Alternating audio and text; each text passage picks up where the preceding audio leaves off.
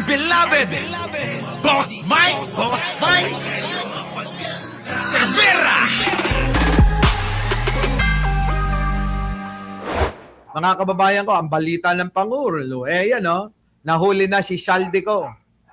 He is now detained in Prague after crossing into the Czech Republic without proper documentation and is currently in the custody of Czech authorities. We are in close coordinating with the Czech government to ensure that all legal processes are followed and to arrange for his return to the Philippines at the soonest possible time, sabing ganyan. We will keep the public informed as developments unfold. So eto na ngayon, mga kababayan ko ang balita ng Pangulong Bongbong Marcos ngayon, arina. Nako po, sabi ho ng Pangulong Bongbong Marcos, talaga hong mga kababayan, nakatutok si Pangulo no? Good morning po sa 3353-95. Paring Mark, sabi ho ni Pangulong Bongbong Marcos, ito ho yung kanina. Kanina lang ho ito, kaka-post lang bago tayo mag-live. Our coordination with Czech authorities continues. Nagpapatuloy po yung koordinasyon sa bansang Czech Republic. Ano po? The latest information confirms that Saldico was stopped at the German border, mga kababayan ko. Mula po sa Czech Republic, mga kababayan, hinarang po sa border ng Germany. Nako! Hindi, ito. Ito mga kababayan, ito, sorry. In-stop po.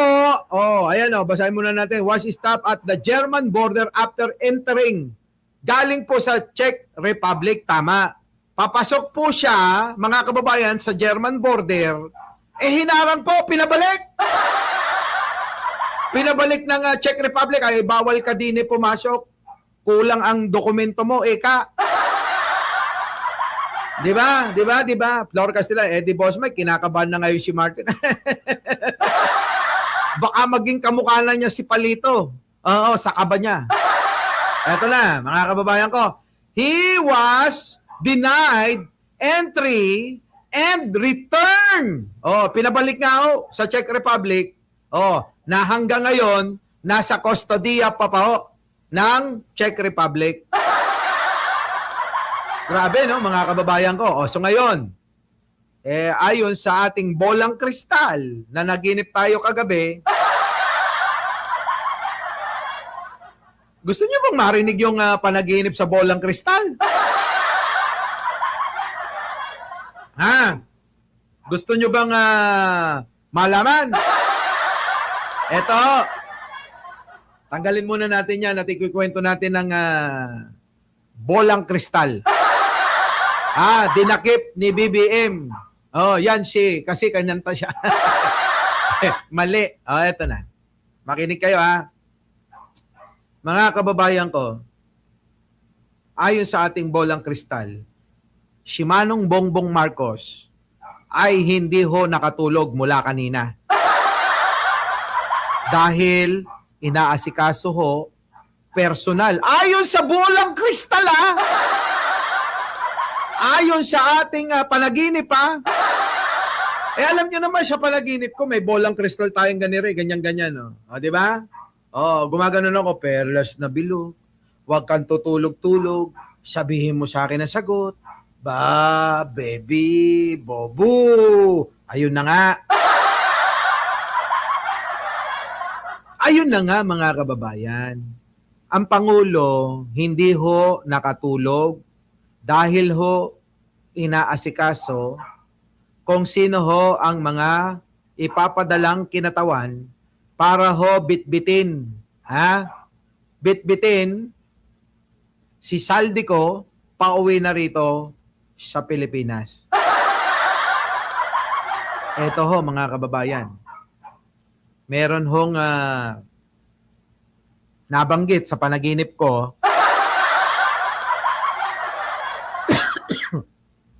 na meron daw hong sniper na bebebeng-beng kay Saldico para hindi makapagsalita.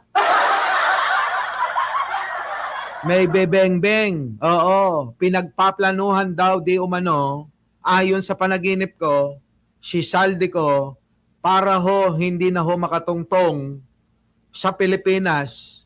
Bababa pa lang ng eroplano parang sino to? Si Ninoy Aquino. At ang mangyayari, ibibintang kay Manong Bongbong Marcos natin. Nakuha nyo mga kababayan, naunawaan nyo ba? Naunawaan ninyo? So para mga kababayan, tinimbre, at least alam na ni Pangulo Ayon sa panaginip ko ulit ayon sa panaginip ko. Tinimbre, Mr. President, meron po kaming impormasyon na i-assassinate daw si Saldico kung sakali na pauwiin. At ang mangyayari, ibibintang sa inyo ng mga DDS. Kung inyong matatandaan, ang mga Duterte, kahit anong kaparaanan gagawin ng mga yan, matanggal ka lang sa pwesto. Tama? Natatandaan nyo rin na idinawit ni Saldico si Pangulong Bongbong Marcos. Tama? At hindi na mahirap paniwalain ang mga bobot tanga na mga Pilipino para ibintang kay Pangulo at siya ang ituturo na mastermind. Tama, mali, mga kababayan? Tama? So ngayon, ang Pangulo nag-isip, ayon sa panaginip ko to ikaw ba naman 8 oras ako natulog, Alicia Duran. 8 oras. So ibig sabihin, 8 oras tayong magla-live kung ididetalye ko lahat yung panaginip ko. Meron pa akong panaginip doon na may kabengbangan akong artista. Tao pa ko Pati ba yun, ikikwento ko sa inyo? Walang kinalaman yung bengbangan namin ng artista sa panaginip ko. Dito na lang tayo sa panaginip ko sa politika. Eto na. Eto na mga kababayan Abay, wag kayong loloko-loko, wag kayong paloko-loko diyan Mga kababayan, maaari itong magkatotoo sapagkat kilalanan natin ang mga Duterte ayon nga kay Ramil Madriaga, lahat gagawin nila. Lahat ng kaparaanan, kademonyuhan, gagawin ng mga kampo ni Duterte para maagaw lang ang pwesto Wala silang pag-intindi sa mga mamamayang Pilipino di ba? Tama, mga kababayan? Tama? Ngayon, mga kababayan ko, balikan natin yung panaginip natin. Ngayon, ang Pangulo, nag-isip ng maigi kung anong kaparaanan ang gagawin. Para nga naman, safe si Saldico. Ayon sa panaginip ko, kailangan isigurado na hindi mapapahamak, mababaril, madudukot, o anumang kaparaanan na mapapaslang nila si Saldico para hindi ibintang kay Pangulo. Diba? Paano hindi ako mabubulol Naalala ko yung bengbangan namin ng artista sa panaginip ko.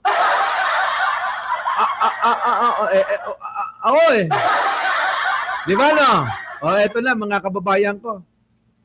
Sa panaginip ko, naisip ni Pangulo, may nag-suggest, mga kababayan, na ilagay sa bulletproof, na sasakyan, si Saldico. Di ba mayroong bulletproof na yung pinang-ano natin, yung armor car ba? Yung armored car, mga kababayan, yung mga gamit ng bangko, doon daw isakay, yun yung suggestion naman, nung isang, mga tagapayo ng Pangulo. Ulitin ko, panaginip lang to, panaginip. So ngayon, mga kababayan ko, yung mismo na sasakyan na iyon, yun yung sasakyan. Pwede namang escalade, pwede naman, marami namang mga bulletproof na sasakyan dyan kaya lang nga, para mas maunawaan yung maigi, yun na nga, isasakay sa bulletproof na sasakyan, at yung sasakyan na mismo na yon isasakay sa eroplano. Nakuha nyo, mga kababayan ko? Isasakay mismo sa eroplano para pagbaba ng sasakyan na bulletproof, nakasakay na doon si Saldico. Hindi nga naman basta-basta ma-i-sniper yun, So sa madaling salita, mga kababayan, mapupurnada na naman itong mga plano ng mga masasamang loob. Sa panaginip ko, sa panaginip ko. Diyos ko! Diba? So ngayon, mga kababayan ko, eto na. At ibubulalas na ang lahat ng nalalaman ni Saldico. At talagang ang seguridad ni Saldico ay talagang matindi. Diba? Ngayon, ang problema, idol mo, Jay Sales. Idol mo, sino to? Jojo Chavez. Mukhang, yan na, sa C-130 para diretso na sa, yan na nga yun. VIP ba yan? Paano man naman magiging VIP yun? Pwede rin siguro, kasi nga, mga kababayan, pagka nasa aeroplano ka, depende na lang kung yung piloto at saka yung co-pilot at saka yung mga cabin crew, kasabwat ng mga Duterte. Kung kasabwat ng mga Duterte yon sa panaginip ko, baka nga lasunin si Saldico sa aeroplano pa lang. 'Di ba? O kaya naman gumawa na sila ng paraan para mapabagsak na yung eroplano o bahala na sila. Pero hindi nga ho magtatagumpay, mga kababayan. Hindi ho magtatagumpay. 'Di ba? Hindi ho magtatagumpay yung plano mga kababayan ko. O kaya ngayon, etong si Saldico, ano man pong oras, mga kababayan, sa mga susunod na araw, anuman pong oras ay maaari na pong dumating at wala pong makakaalam kung anong oras, kung anong araw iuuwi si Saldico. Wala pong makakaalam. Magugulat na lang tayo na mababalita, dumating na sa Pilipinas ang isang puganteng mandarambong sa bayan. Grabe, no? Haba ng sabi ko sa'yo, 8 oras tong panaginip na to. Ewan ko ba, isasama ko pa ba yung isasama ko pa ba yung vlogger na nakulong sa panaginip ko? Kasama Meron daw binabasahan, ng pasya ng korte na ikaw, ante ni Jojo Chavez, ay pinaparusahan ng hukumang ito sa salang paninira sa isang gwapong-gwapong vlogger na kamukha ni Mike Cervera.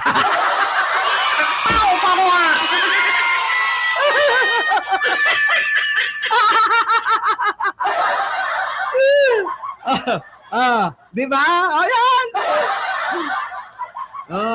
Di ba? Ikaw ay inaatasang magbayad ng milyon-milyon sa paninira sa katauhan ng isang vlogger na gwapong-gwapong negosyanteng may Kia Pride.